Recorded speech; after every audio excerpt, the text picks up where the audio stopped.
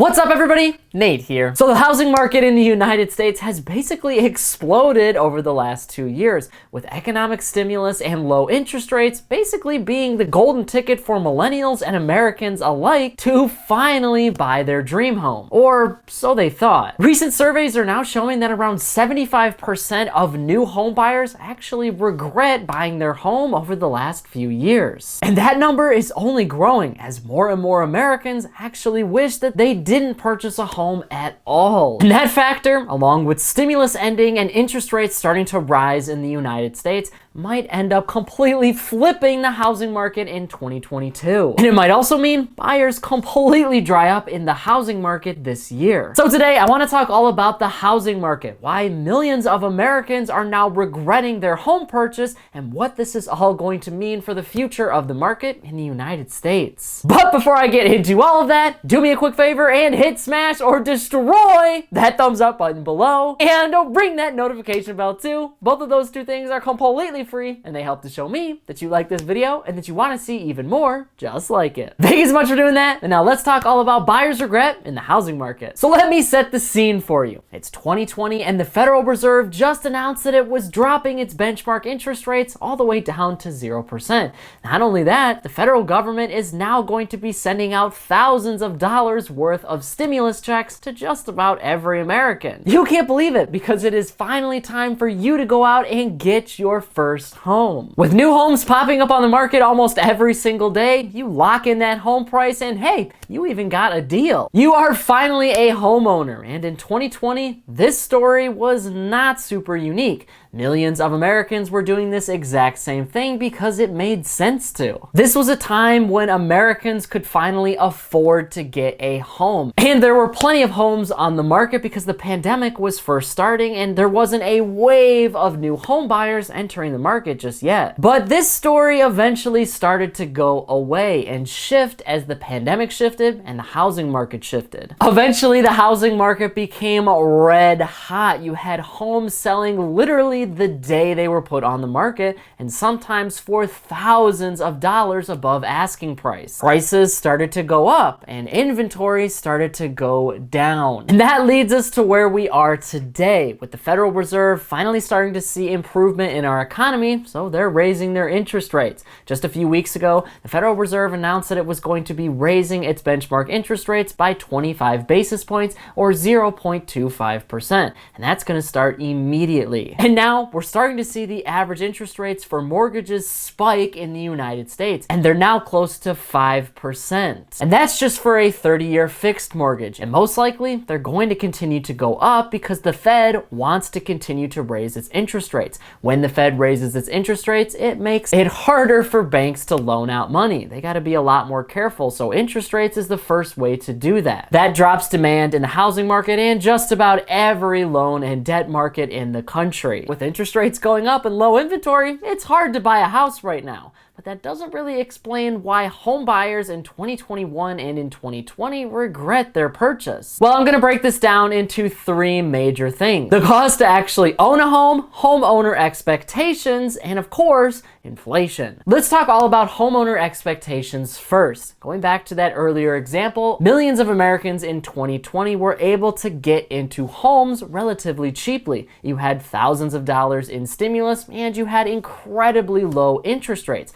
Not only that, there were plenty of homes on the market to choose from. For those homeowners, they ended up getting in at the right time. The housing market hadn't exploded yet, meaning prices weren't super high, interest rates were super low, and they probably ended up getting their dream home. That likely went away over the next few months in 2020. As inventory for homes ended up going away and housing prices started to go up throughout 2020 and 2021, well, now homeowners still wanted to get homes, but they were also settling. A lot of the time, potential home buyers were willing to overlook massive flaws with homes because that was a house that was available. And that was becoming increasingly more difficult. So a lot of these home buyers ended up just buying a home just because they could. For a lot of them, it wasn't their dream home and it doesn't fit their future goals. A lot of these home buyers are now stuck in these houses and they realize that it's been a few years and they want to grow their family. Or there's just way too too much maintenance on a house in general. I mean, you gotta remember, this is a potential generation of homeowners that is used to living in apartments or renting. Now they have to take care of an entire house, which is typically bigger than an apartment. They have to do all of the general maintenance to it, and they also have to fix anything that breaks. I will say that is one good thing about renting, is that if something breaks, if something massive like your hot water tank goes out or your roof caves in,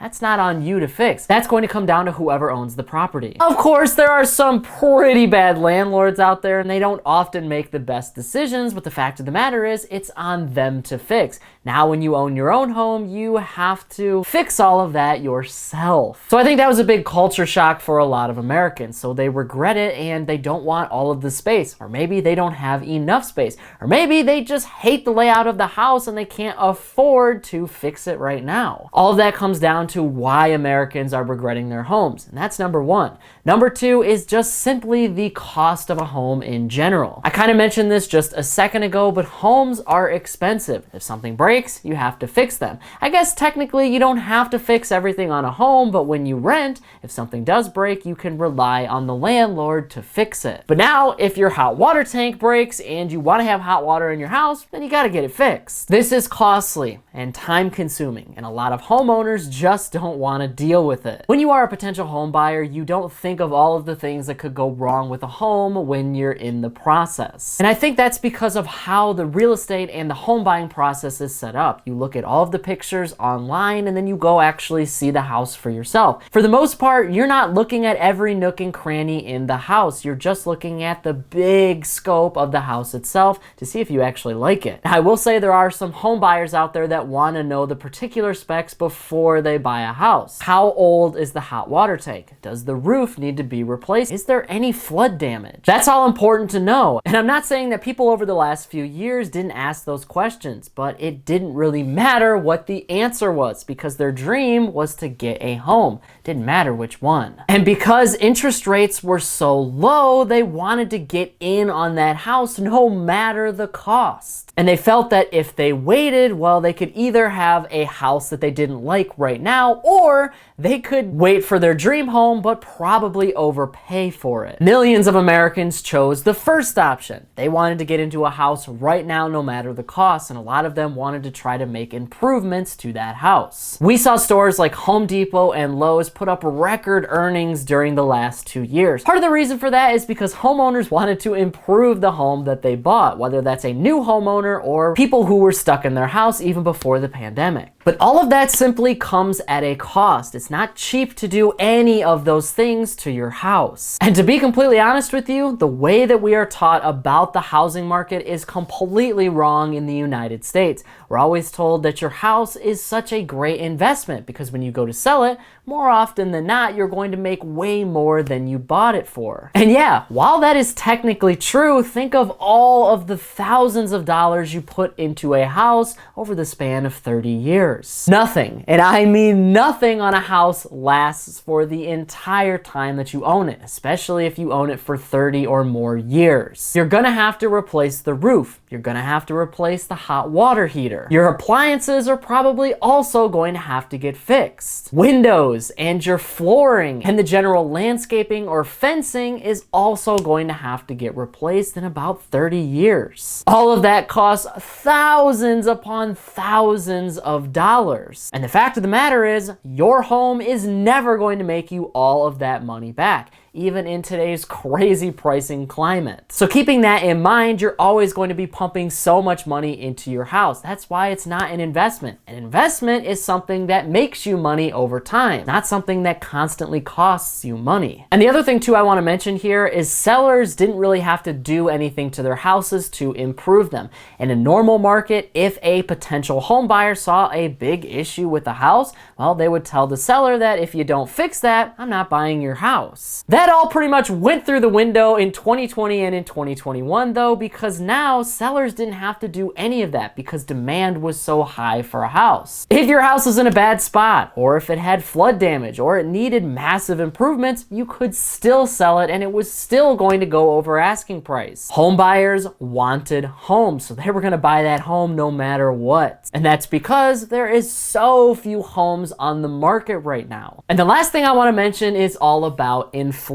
So inflation has been steadily rising for the last 2 years now. And by February 2022, inflation hit a near over 40-year high of around 7.9%. That is massively eating into Americans' budgets, and it's eating into their monthly mortgage payment as well. Every single year, inflation goes up. Now, the Federal Reserve considers healthy inflation to be around 2 to 3% on average. Obviously, we have way blown past that. As like I said, inflation is near 8% and it's only going up. Now, because of that, home prices are also massively inflated. Some estimates are saying that home prices have increased by around 16 to 30% over the last 2.5 years. That is crazy, considering they normally only go up by around maybe 2 to 5% yearly. So as prices were going up, mortgage payments were also going up. Even though interest rates were near 0% for the last 2 years or so, housing prices were basically eating into that monthly payment. You're no longer saving money if you have to spend an extra $50,000 to $60,000 more for your house. The payment ends up being the exact same.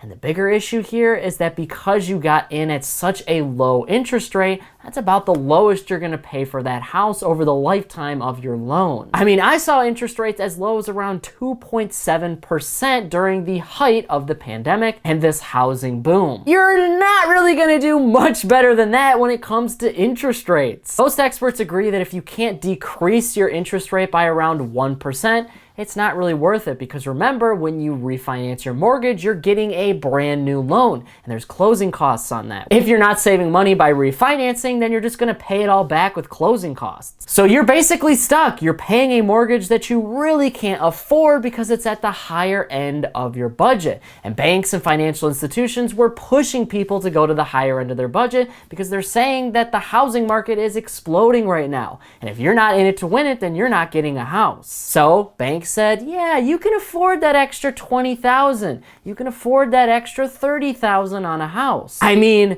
you really want a house, don't you? And don't get me wrong, Americans definitely could afford to put a little bit more into their house. Banks and financial institutions have to make sure that you can truly afford a mortgage, or else we're basically gonna run into another situation like we saw in 2007 and 2008 when the entire housing market collapsed. Now there are checks and balances in place so that situation doesn't happen again. So could people afford these mortgages? Yes, but they were at the higher end of their budget. Meaning if anything goes wrong in the United States and you suddenly lose your job or things start costing more, well, now you're in a little bit of a pickle. And Americans can't avoid that. The cost of things is going to continue to rise pretty rapidly in the United States because demand is so crazy right now for everything. And the Federal Reserve can only do so much because all of our supply chain issues, most of them are due to issues overseas. Like the cost of gas is most likely going to continue to rise, and all of your regular goods and services are also going up too. The Fed and the United States government can't really do much about that other than just printing more money, which ends up making inflation go even higher. So now millions of Americans are stuck in a mortgage that they realistically can't really afford. So a lot of them want out, but it's hard to sell a house right now because inventory is so low and interest rates are going up, which is pricing millions of people out of the housing market. I mean, that inflation issue affects people other than homeowners. Potential home buyers can't afford as much of a house right now. They have to save their money because there is no stimulus and inflation is only going up. But housing prices are through the roof. And if they don't come back down, then people can't afford to buy that house.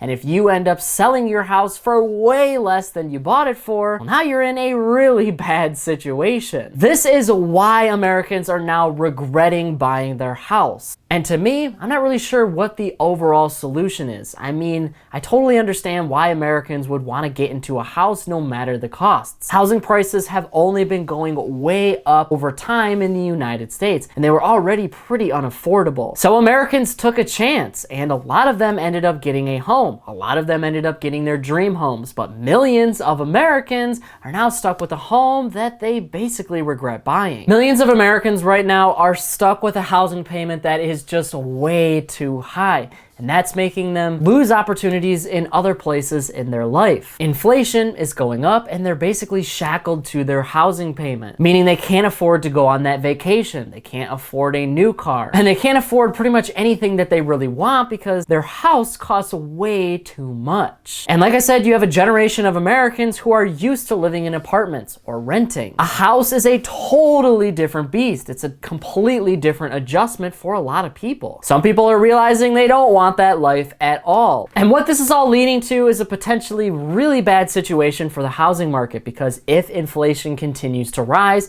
then Americans just are not going to be able to afford anything other than their necessities. They can't refinance because many Americans are already at the lowest possible interest rate that you can get, so they're not going to save any money on their mortgage. That is a necessary bill though. They have to pay that. So if they have to pay that, then they're not going to buy other things. If it goes up even further, well, now they're going to foreclose on their house. They simply can't afford anything now because the cost of living is going way too high in the United States. We're talking energy and basic goods and services and your mortgage. All of that in general could lead to a really bad situation in the housing market, and it's something that the Federal Reserve is trying to avoid by slowly raising up their interest rates and bringing demand down slowly. They're hoping that will also level out prices so things don't get too crazy, and then if Americans need to sell, they can do that, and Americans will be able to afford houses again because there's more inventory and less demand. But interest rates are rapidly going to rise, so in order for this to really level out, we're going to have to see demand come way back down and inventory go way back up. So I hope you got your exercise, because the housing market is about to start doing some flips. But now I want to hear from you on this issue. What do you think about homebuyer regret in 2022?